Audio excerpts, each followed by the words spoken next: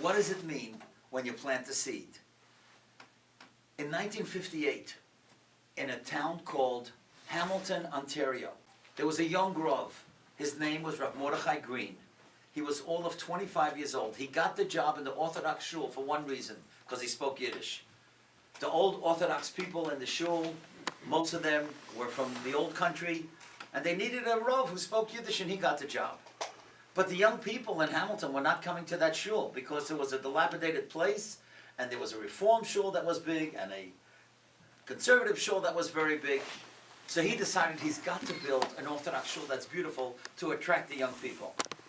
And so what happened was that he goes into the bank, the Royal Bank of Canada, and he says to the fellow behind the desk, he says, I want to build a synagogue and I need $500,000 to build a shul, to build a synagogue. It's 1958, the $500,000 is a fortune today. Imagine what it was then. And the guy says to him, what do you want to do? Now, his son, who told me the story, a few people told me the story, his son told me his father was afraid to use the word Orthodox because he knew that the bank manager is going to know that there's no wealthy Orthodox people in Hamilton, a conservative or reform. How's he going to pay the loan? So he said, what do you want to do? So he said, I want to build a Jewish house of worship. So the guy says to him, but what denomination? Oh, so now he was stuck. He had no choice. So he said to him, I'm an Orthodox Jew, and I want to build an Orthodox synagogue. And the banker put his hands on the desk and just stared at this Rabbi Mordechai Green until tears came to his eyes. And he said, I'm going to give you the money, and you'll be able to build a synagogue, but I want to tell you why. He says, in 1928, 30 years ago, my father was killed in a fire.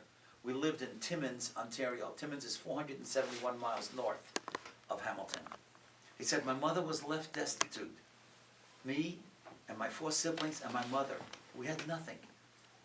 And one day a man who owned a general store in Timmins, his name was Sam Bukovetsky, he came to my mother and he said, he was an Orthodox Jew, and he came to my mother and he said, as long as I own this store, your children will have clothes. And as long as I own this store, your children will have food. I'll never ask you for any money. Whenever you can pay. I'll never ask you for any money. He looks at this rabbi and he says, the only reason we survived was because of that Orthodox Jew, Sam Bukovetsky. I'm here today because we survived those years. I saw you walking into the bank. And when I saw you walking into the bank, I thought, that looks like an Orthodox Jew. It's about time, after 30 years, that I paid Sam back. And when you said to me you were an Orthodox Jew, I knew that God sent you. And you know something? They built a shul, and the shul is still there today. And you know how I heard the story? You wouldn't believe it. In the 5 towns today, there's a young man. His name is Rabbi Mordechai Yafi. He's the head of the yeshiva called Ateres Yaakov. He's got 160 boys in the yeshiva. He told me he's Orthodox today only because of that shul.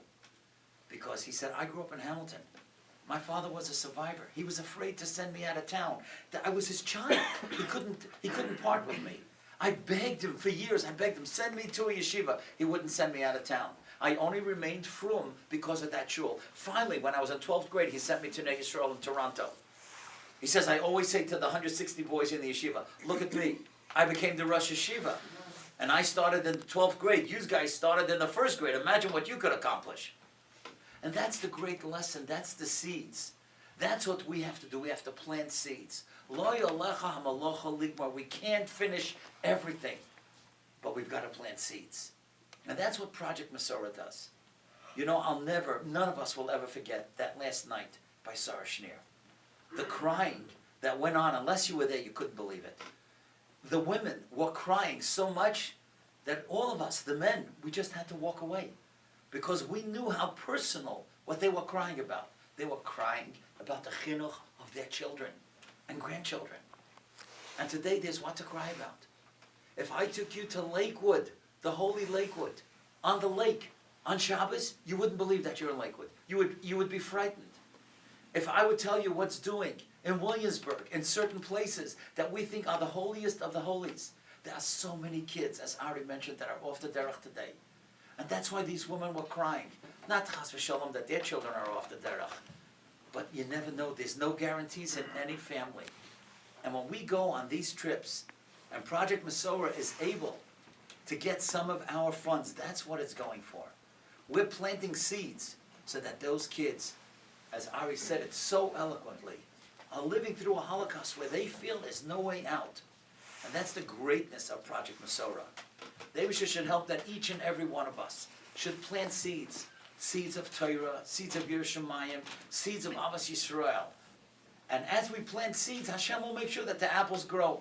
If the seeds are healthy and well, and they're well-intentioned, Hashem will make that the apples will grow. And Avos Yisrael, and Avos HaTorah, and Avos Yisrael, and Avos Hashem.